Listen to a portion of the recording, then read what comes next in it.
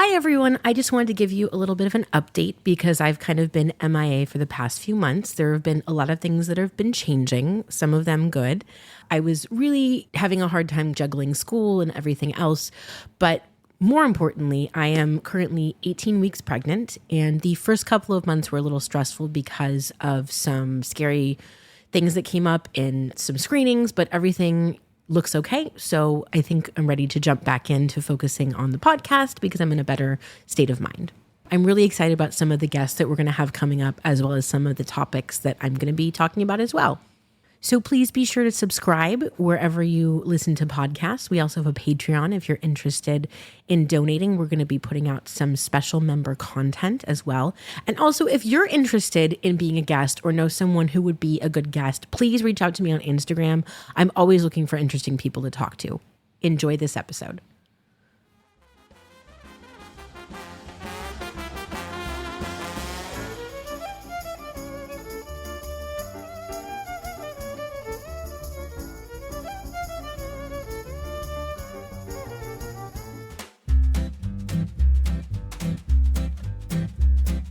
Ruth was born in Brooklyn in 1933.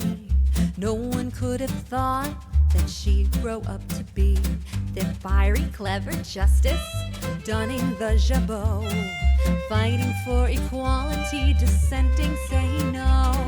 It takes a lot of courage to stand and disagree.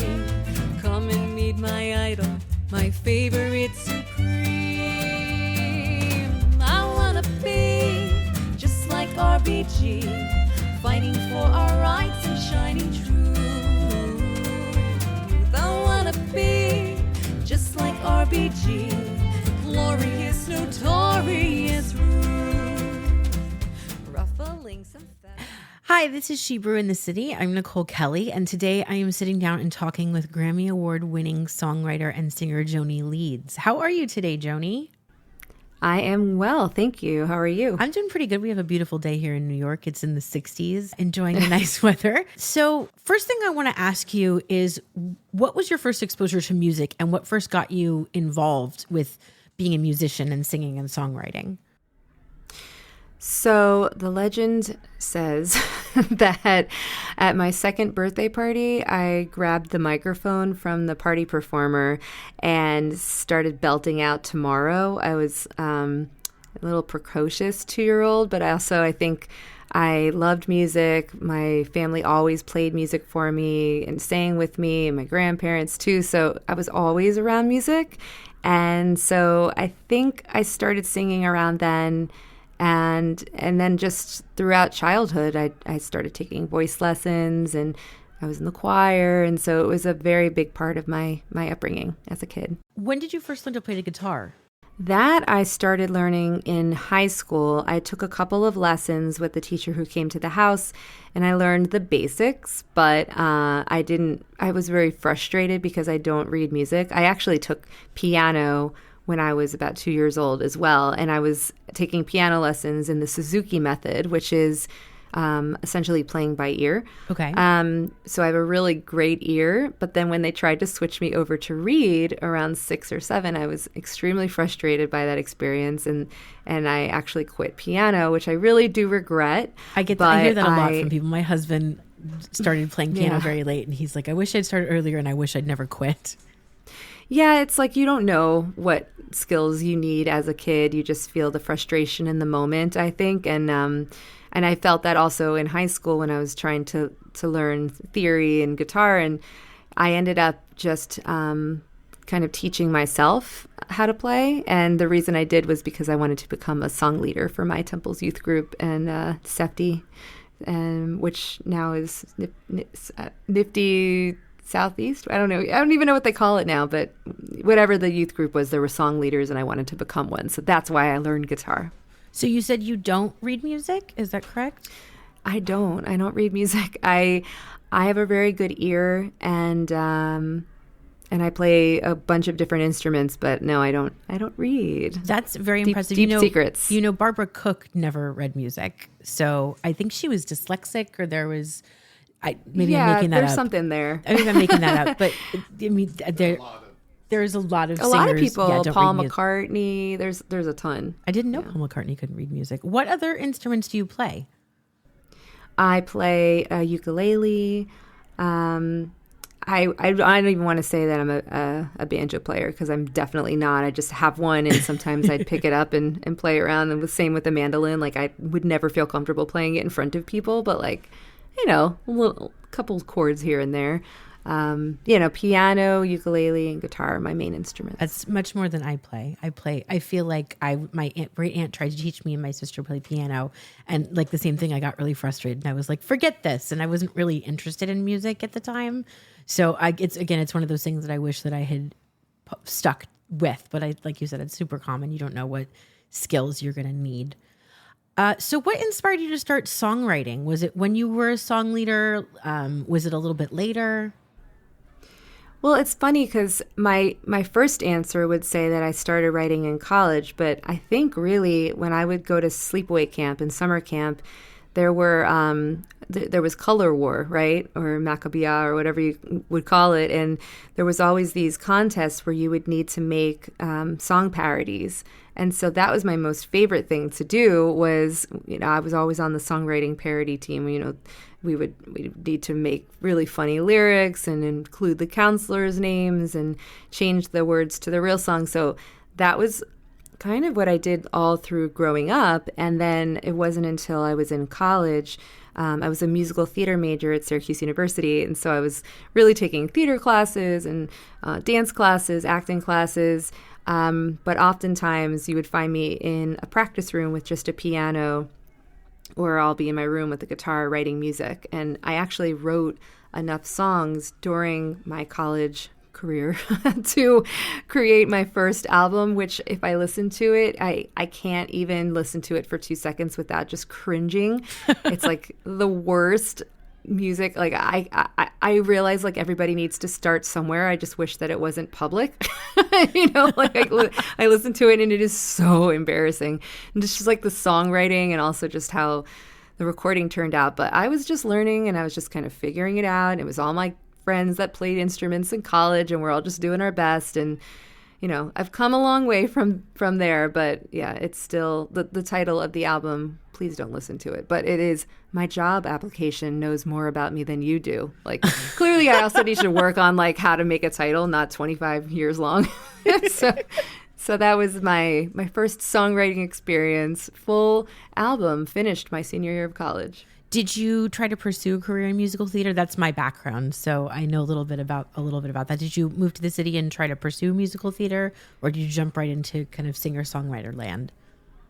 Yeah, well, I graduated Syracuse University. I thought maybe I would do acting and musical theater, but as it turns out, I have 2 left feet and I'm a terrible dancer, and there was no possible way I was going to ever go to a cattle call and succeed with dancing always being first. That was just not in the cards for me. So unfortunately, I did a couple of auditions and a couple of little small things for the first couple of months, but I actually took a bartending class in college. And at the local hotel, they were offering this class, and I knew I was going to need to do something to make some money while I was trying to pursue theater. And as it turns out, when I moved to the city, I was probably only there for a couple of days, and I was walking along Bleecker Street, and I finished college credits very early because I went on the March of the Living and we got a lot of credits for that and AP classes and whatnot. But so I had a lot of time my senior year to kind of take extra classes for fun. And I took the history of rock music or rock music 101 or something like that. It was just for fun. Anyway, they taught us about the Greenwich Village music and the bitter end. And so I saw the bitter end awning and I was like, oh my gosh, that's the bar from my, the music club from my class. And I went in and the guy that was, outside smoking a cigarette, his name was Kenny. And he's like, we're looking for a bartender. I'm like, I just took a class. And so I ended up working at the bitter end and I was exposed to just all different types of genres of music, all week long. And I ended up answering the phones and sending the faxes to the Village Voice of the lineup for the week for the bitter end. And so I basically lived there, and that was my experience and why I quickly changed from theater-focused work to strictly music. And I ended up playing there. That was my first gig in the city. For those of you that don't know, the Bitter End is a very famous venue in Greenwich Village. It's actually a stop on one of our tours, our Greenwich Village at Night tour. So come check that tour out. You can see where Joanie got her start in New York City. So from the Bitter End, which is very not a children's sphere, how did you end up transitioning to children's music? What was that process? So I was at the Bitter End, bartending, working upstairs in the office, answering phones, and I was trying to make this music singer-songwriter thing happen, doing adult music, and I also worked at a ton of different places. I mean, I did real estate for a hot second. I worked at Miramax Films under Bob and Harvey Weinstein. Oh, I worked in the garment district, like answering phones at this big clothing factory. So like every job under the sun. I'm not even listing like Epic Records. I was working the publicity department again for another 5 minutes, and then finally someone said, "You're just doing all these jobs. Why don't you do music for a living?" I'm like, there is no such job, until both my cousin and my friend were like, why don't you do something like at a play center? And so somebody mentioned Gymboree playing music to me, and I started working there. And within about a month, I was managing the Upper West Side Gymboree Play and Music Center. And so for those of you that don't know, it's like parent play baby classes. There's music, there's art, and there's all different types of classes that you can take. So I was managing and teaching and doing birthday parties. And so my focus on writing heart-wrenching breakup songs slowly changed into writing music for children, because that's who I was surrounding myself with. So it was like a very organic transition, but it was definitely a very different vibe. Yeah. But I also just really enjoyed being around kids because they were so honest when I would play a song. I mean, I wasn't really doing a lot of originals at Gymboree because they have their own program, and it's a lot of a cappella. Like, I never really brought my guitar. Okay. But then I started doing my own birthday parties on the side and ended my career at Gymboree, and then I had a birthday party business. And so that's when I really started writing children's music and performing the songs that I would write at the parties. And then I was working in schools. I was at the JCC Manhattan. I was at Central Synagogue, and I was teaching their music classes for a while. I worked at Brotherhood Synagogue. I was at Sofra. I was like at all of the synagogues over the various years, just singing my originals and then also holiday songs and Jewish songs for kids. That's very different than the Bitter End. When you say when you say that the kids were honest, is it they were honest about the original music that you were presenting, or anything and everything? Like, kids don't hold back. If they don't like a song, they're not paying attention, and they will sometimes even tell you.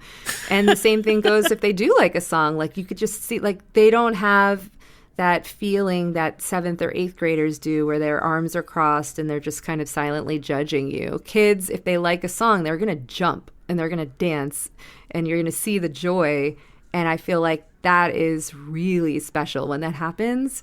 And I just kept on noticing it happened all the time. So I'm like, I think I'm onto something here. Well, when we went to your concert for Sukkot, my daughter was literally running around dancing. So she definitely liked your music. There was no hiding that for her, which, you know, she doesn't always pay attention for entire music classes. Sometimes a little bit through, she decides she's got to go running off, because we did some classes in Central Park, and there, you know, there's other stuff to see. So you're right. If the music is not holding them, it's very obvious. I guess I'd never realized that before, that makes complete sense.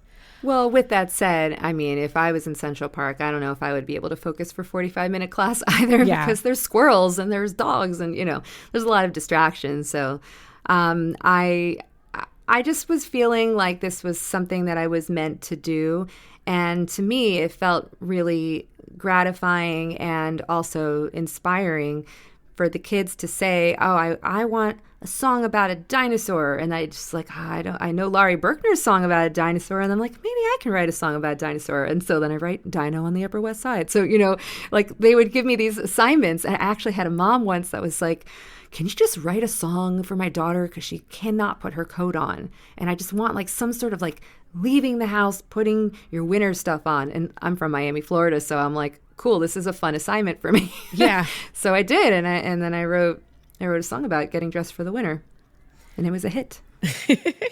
So your first children's album, City Kid, won a Parents' Choice Award. How did this album come about as opposed to your album you wrote in college? Yeah, well, so there was actually an album in between that I'm actually very proud of. That's an adult-themed album. That one is called Soul From My Footsteps. I love the way that album comes out. So anyone that's listening or wants some like, Vanessa Carlton-esque pop music of like the 90s, early 2000s, I would listen to that one. That's for all our millennials listening.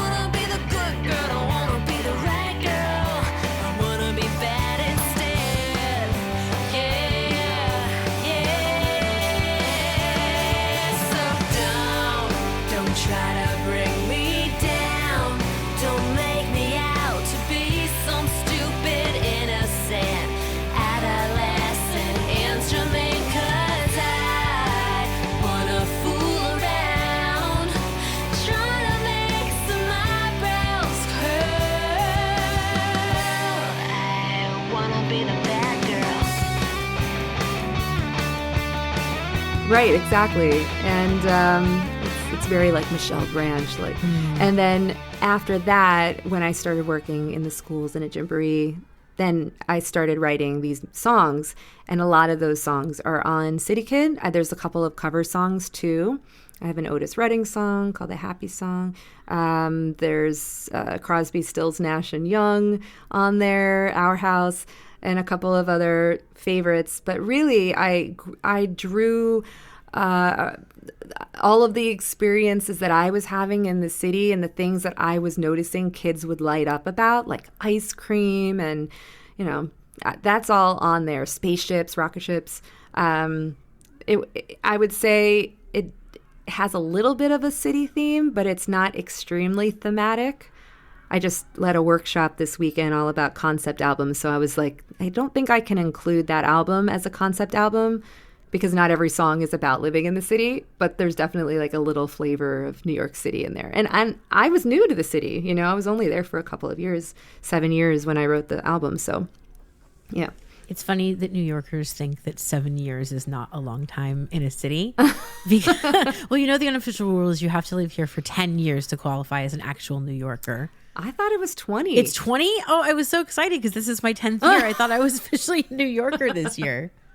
You can be. No, I think, well, it could be 10 for you. I felt like a New Yorker when I was here for 20, but now it's, I think this is 23 or 24 for me, something like that. So Yeah. I want so I want to jump into your Jewish upbringing.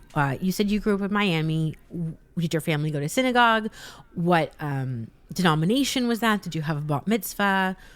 What other Jewish activities were you involved in? You talked about being a song leader. Yeah, so I grew up in Miami, Florida, and I was a member of Temple Beth Am. Temple Beth Am is a Reform temple in Miami in the suburbs, and I was there all the time. I was either at, musical theater or play practice at school, voice lessons, or the library probably, or at Temple. I did Monday night school, Hebrew school on Mondays and Wednesdays, or Tuesdays, Thursdays. I don't remember. It was like 2 days a week. Saturday school, religious school on either Saturday or Sunday, sometimes both. I mean, I was really there a lot. Mm-hmm. I didn't go to day school, so it was always after school or in the nights or over the weekends. And I was in the choir, the Beth Americans choir, New Generations choir. I was in the High Holiday choir. I often soloed in the High Holiday choir, and then sometimes, like towards the end when I was a senior in high school, they even let me conduct a little bit, so that was pretty cool. That's cool.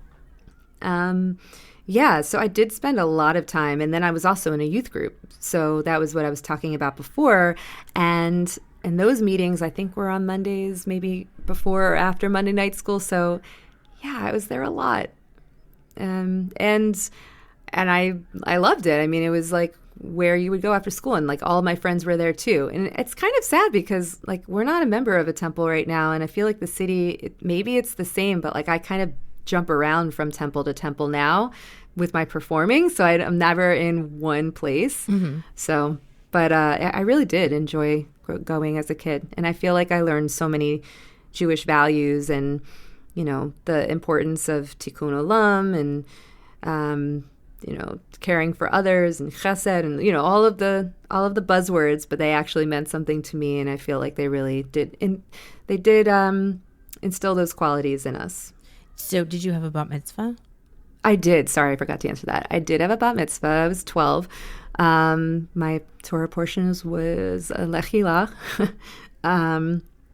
and when my brother got bar mitzvah, we actually did that in Israel. So. We got to experience a really cool. I think he did a party in Miami as well, but we got to go with the temple to Israel, which was really beautiful. So, what was the theme of your bat mitzvah party? This is like my my obsession, knowing people's themes. Well, it's pretty on brand. It was Entertainment Tonight. And I think the shirts said like Entertainment Tonight. They were pink and they had teal on them. And I remember we gave out notepads, and we still, I think like 20 years later, still had some of these notepads that says like Joanie's Notes or something. And then it had little music notes at the bottom. So clearly that was a huge part of my life, was like entertaining and acting and all things music. My bat mitzvah colors were also teal and pink, and we had black as well. Gosh. So very popular colors in the 90s when people Clearly. Teal was a very popular color in the 90s. I feel like I saw a meme about this. Remember the Taco Bells were all teal? Yes, maybe that's what it was. Too much Taco Bell. There's a lot of Taco Bell teal. So talking about funny. Jewish music, in 2009, you released a Jewgrass album with friend and banjo player Matthew Check called Chala Chala. What inspired such a unique album? This is something that, Jewish music with bluegrass and banjo music, that's not something you really associate with Judaism, is banjos. True, although Nefesh Mountain is doing a pretty amazing job at that right now. The reason that we made that album was because we were both working at Central Synagogue, and we were paired up together to lead Tat Shabbats. And so on Saturdays, we would do the Tat Shabbats, sometimes on Friday nights.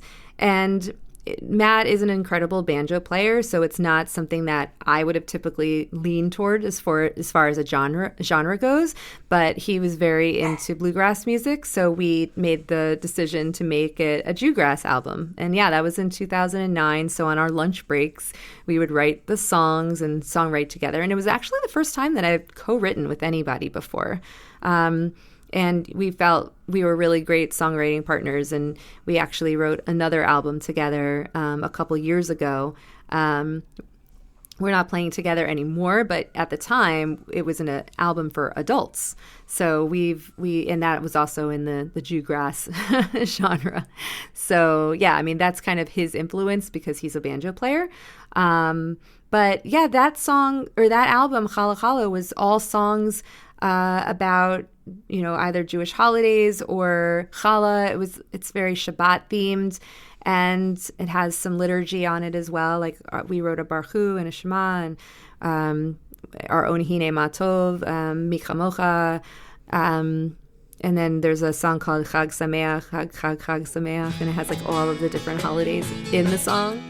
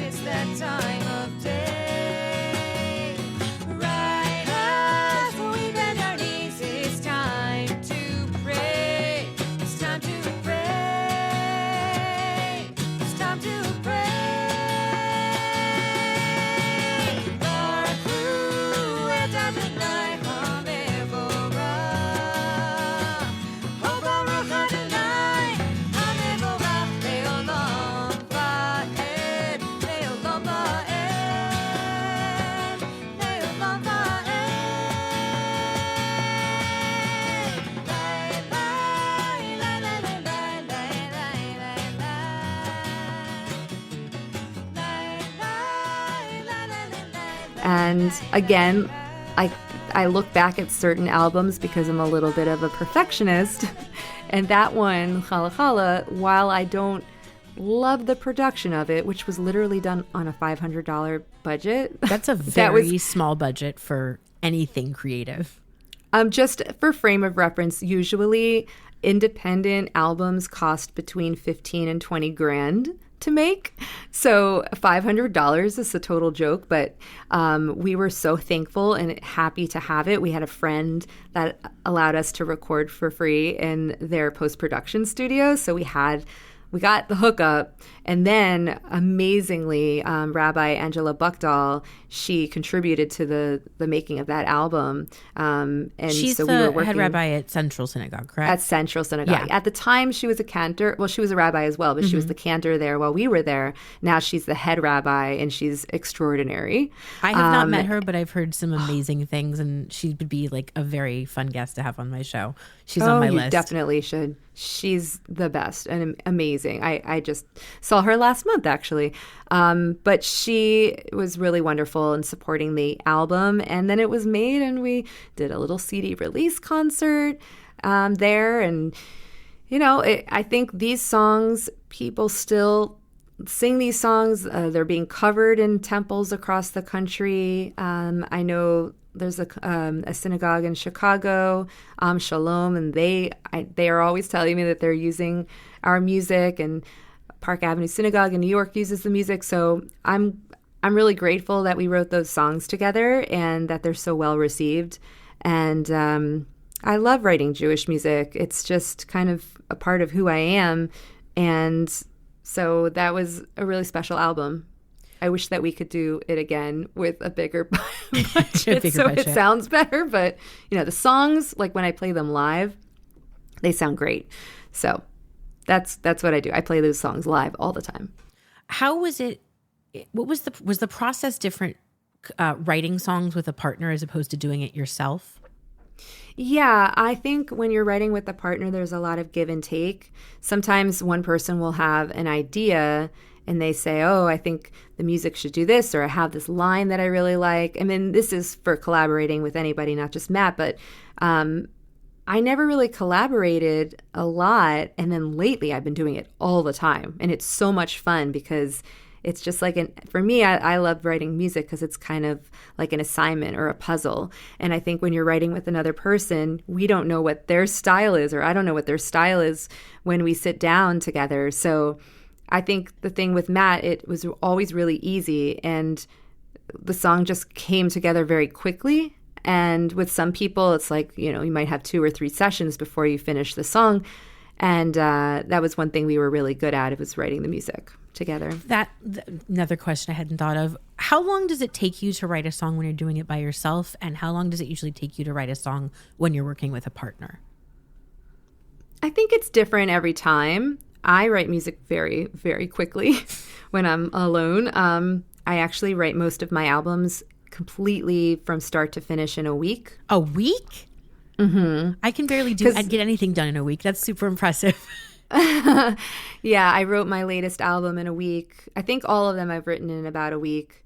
I'm not the type of songwriter that's on the train just writing or in the car and take out their phone and do a voice memo. For me, it's more taking the time, designating a certain couple of hours every day and locking myself into either a house on the mountain or in some sort of cabin somewhere where I'm not distracted by anybody or anything.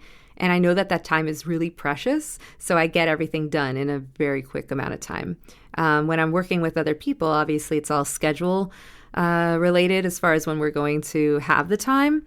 So I worked really recently, maybe it was 2 or 3 years ago, with a songwriter in London. And so, we had to figure out the Zoom and when it would be best because there's like a 6-hour time difference. Songwriting for the 21st century, songwriting over Zoom. Exactly. Yeah. And it was actually during COVID. So we wrote this song called Endless Summer. And I knew I wanted to do a song about COVID, like alluding to it, but not really putting it so out there that this is what it's about. Because I wanted the song to be something that could be used in the years to come when COVID is quote unquote over. But we wrote that song, I think, in 2 sessions, and it was real quick. So it really depends with who you're paired with.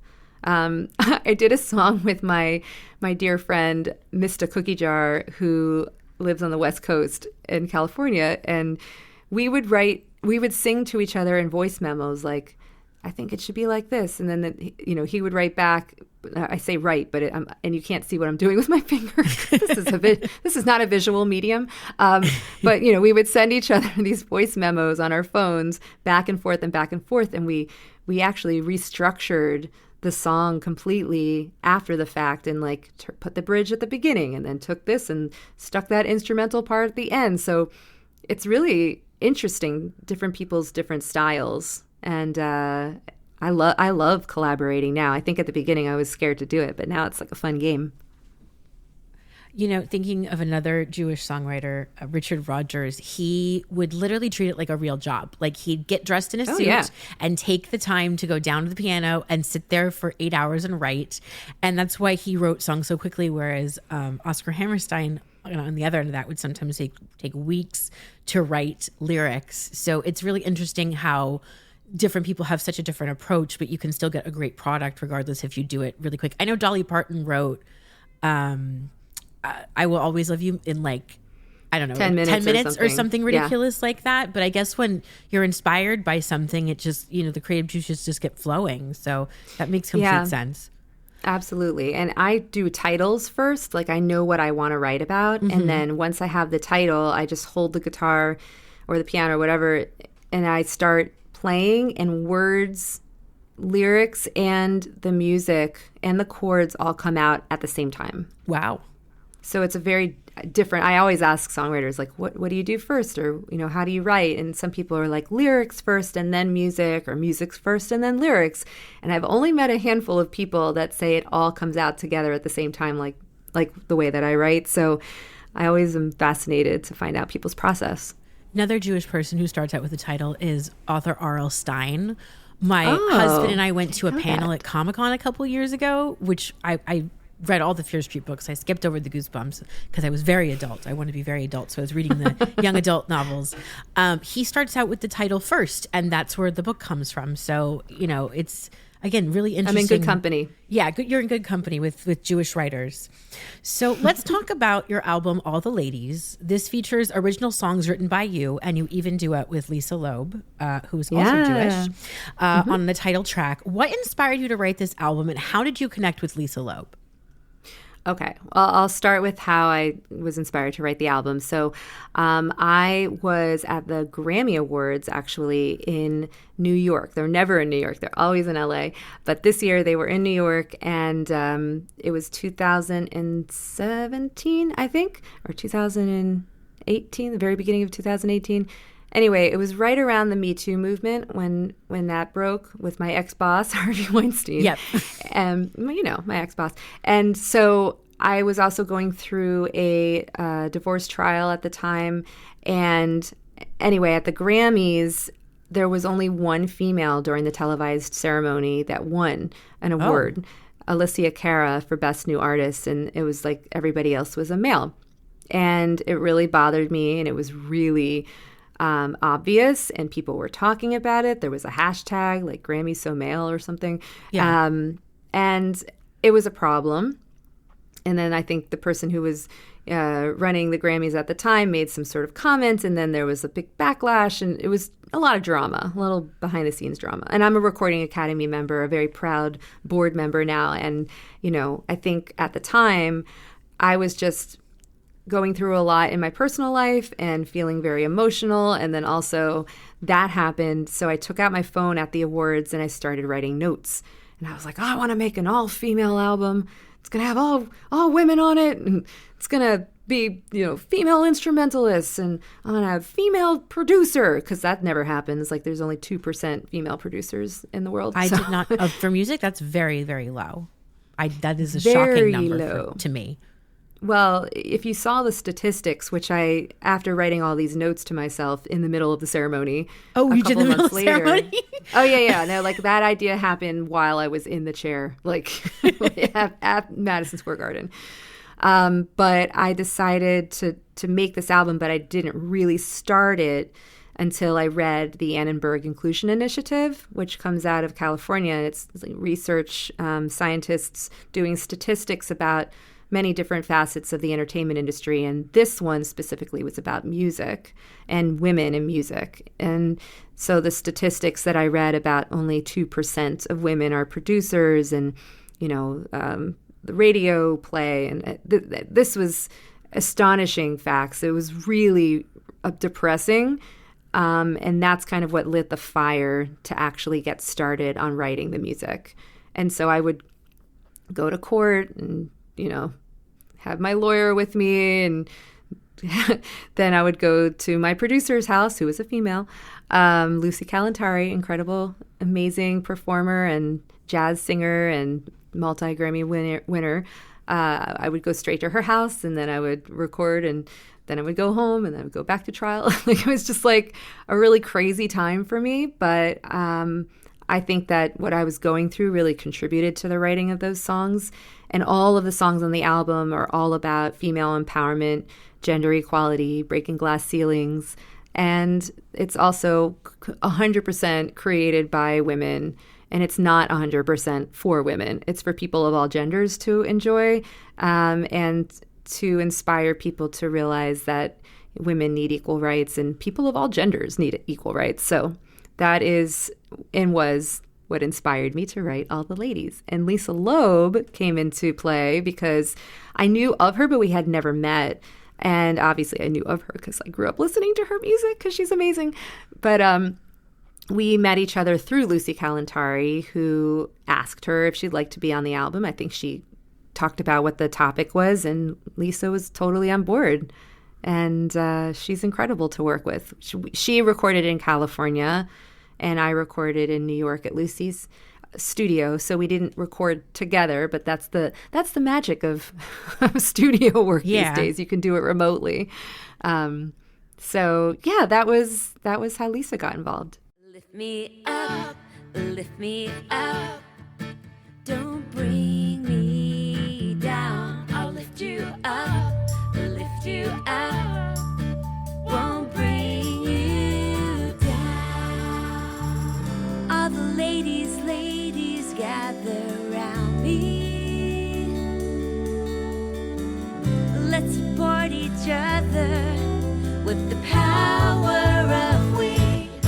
Lift me up, lift me up. Don't bring me down. I'll lift you up, lift you up. Won't bring you down. All the ladies, listen closely. I'll be the first to cheer you on with positivity. Lift me up, lift me up. Don't bring me down. Lift you up, lift you up.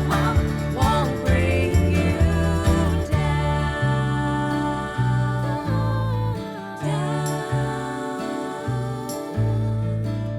I've got your back, will you have mine? I've got your back, will you have mine? I've got your back, will you have mine? I've got your back, will you have mine? I've got your back, will you have mine? I've got your back, will you have mine? I've got your back, will you have mine? Mine.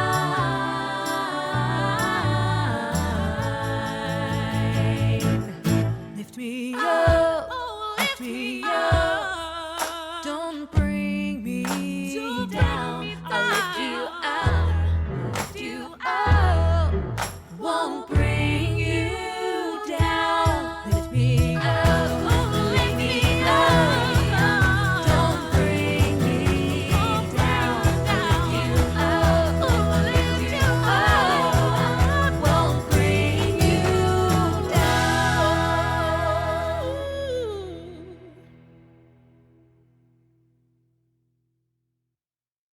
Why do you think that number for female producers is so low? Is it lack of opportunity? Is it lack of interest? Is it one of those things that women just are like, well, that's a man's job? Why do you think that number is so low? It's all in the report. So if you're really interested in why, I mean, I can kind of glaze over it a little bit, but a lot of it has to do with safety. A lot of it has to do with the amount of drug and alcohol abuse that's going on. A lot of it has to do with, women just being passed over because it's kind of like a boys' club. You know, if this guy is always hiring that guy and then that guy is always hiring that guy, people don't feel like women are able to do the job, and they certainly are. And I think women actually have a really good ear. I think women, I'm generalizing a little bit, but women are very attention and detail oriented. And I think that that's something that's very important for producers and engineers and mixing and mastering engineers too. But yeah, the statistics are really low, and all of that information as to why is all written in the report, which I, in 2020 had pretty much memorized back to front, but right now I'm a little fuzzy on my details. You said you're on the board of the Recording Academy. Can you explain what that is to people listening? Sure. Yes. So the Recording Academy has many different chapters, and I'm in the New York chapter in New York City, and there's an office in New York City, and we have board meetings, and we talk about all of the different things that are coming up and things that need to get done and all of the events. I think a lot of people think that the Grammys is just this thing that happens once a year, but there's actually advocacy work that's being done all year long, and there's different events and elevating different artists and different genres, and there's the DEI committee and trying to make everybody feel seen and heard, and so there's a lot going on. There's Music Cares that helps musicians in need, if they need health insurance, if they need earplugs for ear protection, and everything and anything under the sun. It's a lot more than just one night. So that's what the board does. And so I'm an advisor to the board, and this is my first year on, and it's really fun. And I'm really getting to know the ins and outs of the music industry even more than I did before. So it's a really great opportunity. So you went on to win the Grammy for Best Children's Album for All the Ladies. How did you find out you were nominated? Did you attend the award ceremony? What was that process of finding out you were nominated all the way to holding your award? Okay, well, It's not going to be the fun story that you're probably hoping for, because spoiler alert, it happened during COVID. My album, All the Ladies, was to be released, and it was released on April 3rd of 2020. So it was just a couple of weeks after everything went down. So I found out in, I think it was November, that we got nominated, and obviously, like, the release of the album, before I get to the actual nomination, the release of the album was not what I had planned, because I had gigs, like a lot of gigs that were canceled, and I couldn't bring these songs physically to places across the country as I had intended, or anybody that's going to release an album, you got to tour that album. Couldn't do that. So what I did is, in anticipation of not being able to do that, in about 2 weeks, I put together a music festival with all of the vocalists that were on the album, including Lisa Loeb. And there were 20 women that were on the album, and so all of the vocalists came and showed up, and we did this amazing online music festival. And I think we had like close to 20,000 people that had signed in, because it was on the release date. And it was really before people started doing all of these Zoom music events. I mean, I had a friend, my friend Ileana Light, actually, she's a Jewish musician. She was like, I have a pro Zoom account. I'm like, cool, can we use it? Can you help? How does it work? And we just like put this thing together, and I had like a call sheet of everybody's names. So anyway, a lot of people had exposure to the album in a way that maybe if I had toured only and didn't do that, maybe they wouldn't have known about it. So I think it did get in a lot of ears. The time was right, because it was right after the Grammy So Male fiasco. And I think people really were inspired by the feminist lean and the girl power theme. And so it did. It received a nomination, and that was November of 2020. And then the actual awards, I couldn't like hold in my hand or anything, because I was in my living room when I received it, but I was able to give a speech, and it was all done online, obviously. So I have not yet gotten a chance to walk the red carpet, although I've been to the Grammys. The following year was in Vegas, but we didn't get a chance to have the people who had won the year before have any sort of role whatsoever. So still hoping for this year. We'll see. Where do you keep your Grammy? Oh, it's in my living room. I live in a small apartment, so I don't have a lot of horizontal surfaces to put it on.